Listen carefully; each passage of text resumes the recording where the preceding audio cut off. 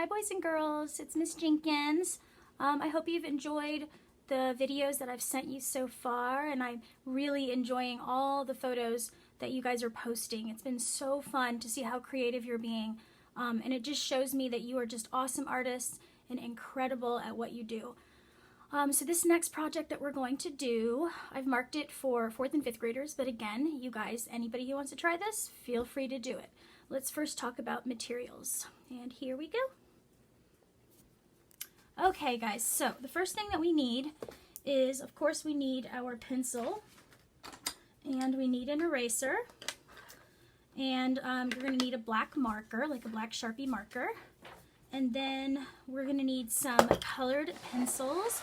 So I've got my colored pencils right here, and if you don't have colored pencils, you can just use oil pastel or markers, but either way, any of these things will work for what we're doing.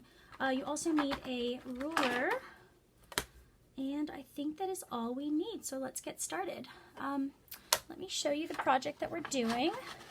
We are going to do a fruit still life with a Zentangle background, you know, on top of a table, so you can see how interesting and fun this is going to be. So let's get going. All right, so to begin, you want to grab your ruler, and very lightly, very lightly with your pencil, you want to go ahead and draw a, let's see, let's do about 3 inches high, or about the length of a finger, and just draw a straight line from one side to the other, right here. And when you're done, we're going to go ahead and draw the shape of our fruit basket without the fruits, so beginning just the fruit basket. So to begin, you're going to sort of create like a sort of an oval shape or an ellipse shape that's going to be somewhere in this area here. You know, do this lightly because you're going to end up erasing some of this stuff. And then after you've done that, you just want to adjust, kind of make sure it's symmetrical on both sides as much as possible. Adjust, and then you can erase any of the stuff that you aren't super happy with. So even art teachers adjust. It's just part of being an artist. All right, once you've done that, you can create the shape of your bowl, and you can do it however you want, but I'm going to do sort of a round style bowl that kind of comes down, it tapers downwards like this, and then as it gets closer to its base where it's going to be sitting, I am going to go ahead and give it sort of a foot at the bottom here. So something kind of almost looks like a big goblet. So this can get wider if you want it to. And then this down here, the curve down here on your base will mimic the curve of your ellipse that's up here, okay? Once you have your bowl drawn, you can then go ahead and erase the excess marks that you no longer need. And then we can start adding our fruit. So to begin, we can do, I'm going to do an apple right here. An apple right here. And the apple is like this. Think kind of like a heart shaped on the top, but not totally heart shaped, just somewhat. And you can see it's cropped over here on the bowl. And then I'm gonna do a lemon right here.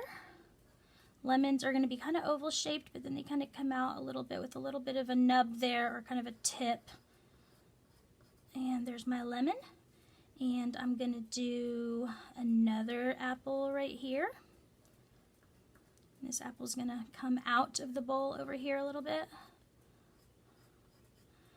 And then I'm gonna do some bananas. So curve, they come up, a little bit of, you know, the edge of the banana there, the part that's hanging on, and come down. Almost looks like partial boat. If you want to add another banana, you can do another layer here that kind of goes behind it, so as if they're kind of sitting next to each other, but, you know, nested inside of the bowl. I'm going to do a grapefruit right here, or an orange. Let's do a grapefruit. Yeah. And then I'm going to do half a circle over here, which will be an orange. And then over here, I'm going to start with my grapes. So you don't want to make full circles the whole time. You want your grapes to be sort of connected and overlapping as you build them. So notice how I am adding, and each grape, part of it is cut off because of whatever is underneath it, behind it, on top of it. It just depends.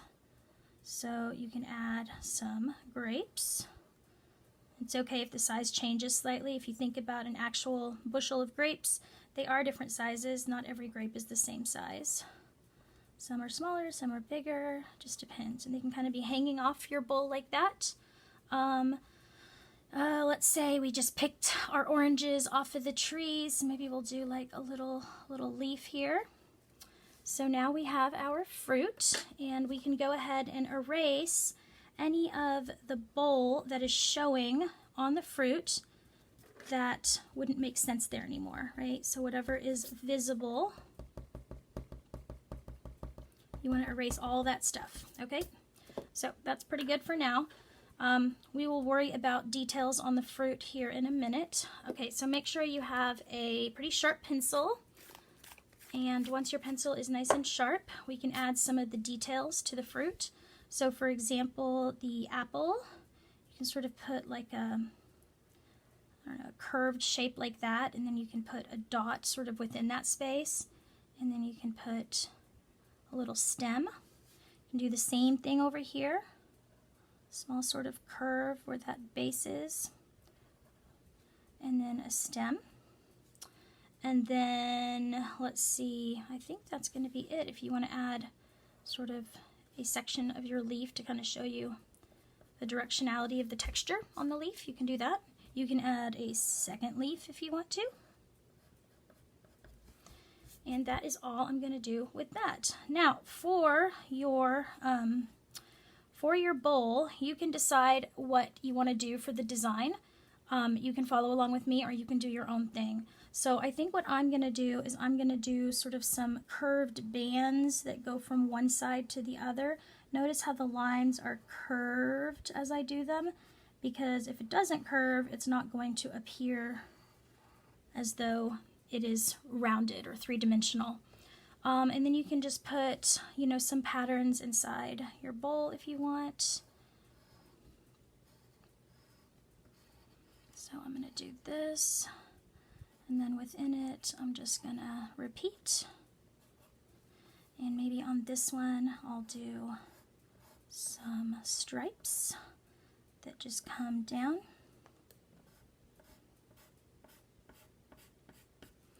And then maybe I'll repeat the sort of triangular shapes again down here, just to kind of give it some harmony, some continuity throughout the vessel. And then I'm just going to add another line there, and I think I'm done with my bowl. All right, so now what we're going to do is we're going to separate our sections in the back, separate our sections for the Zentangle background. So I don't want you to do like sort of floating spaces, but everything is connected. So just start with drawing a line somewhere that creates like your first triangle, and then you can just draw another line that starts to split the place, you know, the space further. And so I'm just going to continue to separate my sections out like this. And keeping in mind that all of these sections will be different patterns ultimately within them. And let's do that right here. Now, this is your tablecloth right here. I sort of did a striped tablecloth. So I didn't want it to distract too much from the background. So I'm going to leave the tablecloth till the end because it's not as important as the other parts. What I'd like to do now is show you how to use your colored pencils, like how to actually layer your colored pencils. So let's focus on, let's do an apple together. So get yourself some red and some orange, and get yourself sort of a reddish brownish color. So you're going to want, you know, at least, I don't know, as many oranges and reds and some kind of brown or reddish brown color, okay, for that apple. And what we're going to do is we're going to first start with sort of the lightest color that you've chosen. So sort of my kind of a red-orange color. It's called poppy red. And I'm going to very lightly start to build my layers by curving around and down my apple from the top. Do you see how I'm doing that? It's almost like stripes, but I'm not pulling my pencil up off the paper at all. I'm continuing kind of back and forth without picking up my pencil. And if you actually looked at a real apple, you would notice these sort of things that come up and down. They're not really quite veins. It's on the skin of the apple, but you would notice it if you looked at it carefully. But this is just I'm doing sort of 2 layers of this kind of movement. And then I'm going to come in with my second darkest red, and I'm going to go in here and make sure that I'm adding a second layer, but I don't want to, a third layer, it's our second color, third layer, but I don't want to completely get rid of what I've already done, okay? I want to still keep that as much as possible. And then I'm going to come in with my darkest red. It's called Crimson Red. So if you have Prismacolor pencils, those would be the best color pencils to use for this project. But if you don't, Crayolas do nicely too with blending. They will work. Or if you're doing this with marker, you won't be able to really blend the colors, but you will be able to at least sort of layer a little bit and let your colors weave in and out of each other so that there's some, you know, some form there of pattern on the actual fruits. So I'm not done yet. I'm going to go ahead and focus on this red being a little bit more down here. Still following that same up and down curved situation, but I'm just not going all the way up. Because I can tell you now that, just like we've talked about before with our portraits, is that the area of anything that is coming outwards, like out towards you, is always going to be, if it's convex, it's going to have the most highlight on it, and if it's concave, it's going to have the most shadow. So this is the part of the apple that is going to have the most highlight. So I'm going to go in here with my sort of brighter red-orange color and add that, and then I'm going to go ahead and pull in a lighter orange color as well and focus that just on this area up here, okay?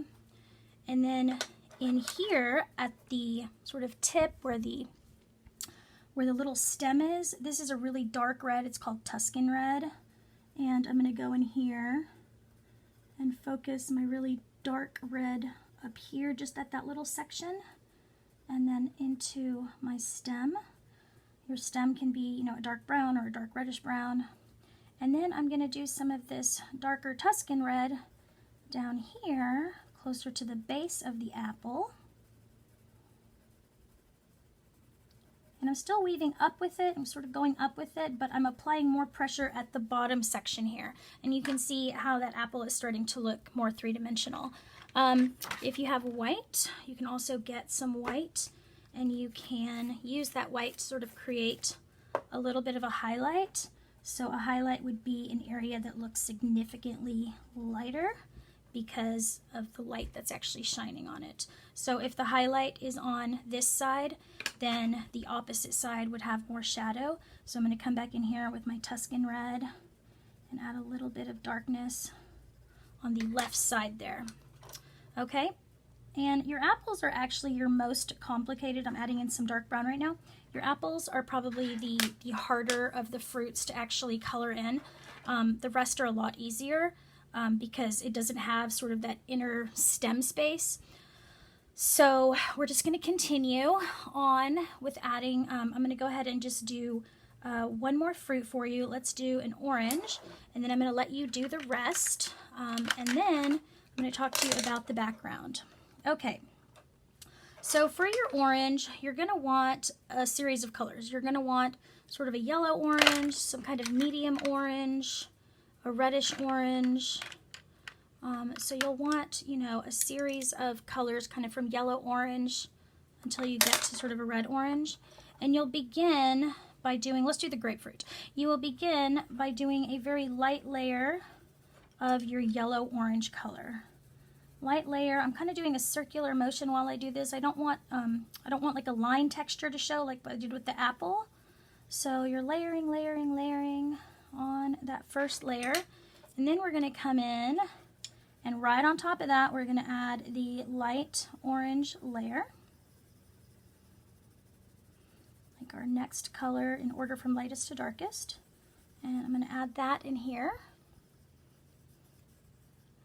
And then I'm going to come in with my third color, which is an even brighter orange. And remember, a grapefruit is going, like this would probably be where we would stop for the orange color if it was the orange fruit. But we're doing the grapefruit, so it's going to be a little bit, it's going to have a little bit more red, a little bit more pink in it. So then I'm going to come in with my last color here, and it's sort of a reddish orange, and I'm going to layer that right on top of what I've already done. It's all the same all the way throughout, and you want to try to eliminate having your pencil show any kind of texture, okay? Like you don't want to see lines or, you know, circular things or anything like that. Then you're going to want to get sort of some kind of reddish orange, like let's say this one, and you're going to add some of that reddish orange color here sort of on the bottom of the grapefruit. Like you're going to apply a little bit more pressure down there, and here just on this whole bottom edge where it sort of, you know, is overlapped by that apple a little bit. So you're going to build that in there, and we know that since the highlight is here on the apple, then the highlight on the grapefruit will also be on the right side. So therefore our left side of our grapefruit, our left and bottom, is going to end up being the brightest parts of that grapefruit. Sorry, the left and the bottom is going to be the darker part. And then you can stick in a little highlight right here, push hard with that white so it shows up. And then you can come in with a reddish brownish color, which is my Tuscan color. And I'm going to add some of that in here as well. Okay, so if you have fruit at your house, if you have a lemon, if you have an apple, for this apple I did a green apple. If you have a pear, if you have grapes, if you have bananas, whatever you have, you can actually take it out and work, like look at that directly while you're working on your fruit. I'm going to do a couple of grapes for you because grapes are fun to do, and if I just show you a couple, you're literally just going to repeat the steps as you're working. So for the grapes, I'm going to use sort of a blue-violet, a violet color, and I'm going to use my Tuscan red, okay? So to begin, I'm going to use sort of my lighter violet color, and I'm going to very lightly fill in a grape, but I'm going to leave a white space on the right side where my highlight is going to go. Then I'm going to come in with my second layer, which is going to be my blue-violet color, and I'm going to go right on top of what I've already done, leaving that white space opened for my highlight. And then finally I'm going to come in with my Tuscan red, which is sort of a reddish-brownish color, and I'm going to add that in there. And then I'm going to come back, and right here at the bottom of the grape, where it's about to touch another grape, is where I'm going to focus a little bit more of my blue-violet so that I can create a little bit of a shadow there. So let me just bring it up close to you guys so you can see a little bit closer. All right, so I'm going to leave you to work on the rest of the fruit. The rest of this project is Zentangle, okay? So I'm going to do a few examples, and then I'm going to show you my finished product, and then you can get to work on finishing yours. So within each section, you want to have a different pattern, okay? So here is what I've already sort of done on my other piece. But basically, if you're a 4th grader, you've done this. If you're a 5th grader, you've done this also. You can download Zentangle doodles from Google or make your own up, or use things you find and change it and tweak it and make it your own. But essentially every single space is going to be filled with some kind of pattern that you repeat. So here I'm doing this, and then within those spaces I'm just going to do little dots inside those spaces. And that's just one thing I can do. And so I would just keep going and do that the whole time. Maybe on this one I want to do flowers that all end up sort of overlapping and repeating the pattern of the flower, and sometimes they get even bigger than the one that I already just did. They can be smaller and bigger, and you want them to overlap and sort of communicate with one another and not just be floating out there on their own. So here is another flower center, and then you just wouldn't see all of it because some of it is hiding behind the other pieces, and I would just continue that pattern. So basically you are going to use a skinny Sharpie or a skinny black pen or felt tip pen or gel pen. As long as it's thin and black, you'll be able to go around and just do different patterns in each one. And when you're finished, then you can start to fill in some of the areas with your thicker marker, black marker, and you can fill in. Last thing I want to show you has to do with our, if you notice on my finished picture, you can see that I did something here and here and here and here and here. On the right side of all of my pieces, I did cross hatching as a way to create shadows. So that is another thing you can do in addition to adding the lightness and the darkness of the colors. You can also add hatching or cross hatching, and hatching is simply literally marks like this that are close together, or cross hatching, you would do marks like that. And basically the darker the shadow, the closer your lines are together, the further, the lighter your area is, the further apart the lines go. All right, I'm gonna let you guys go because this has now gone to 22 minutes. And I just want you to like enjoy this project and have fun, and don't forget to grab some fruit if you have it, or vegetables if you have them, and then you can work directly by observation and just use me as your guide. All right, you guys, I love you so much. I can't wait to see what you do. I'm looking forward to seeing all your awesome work. Goodbye.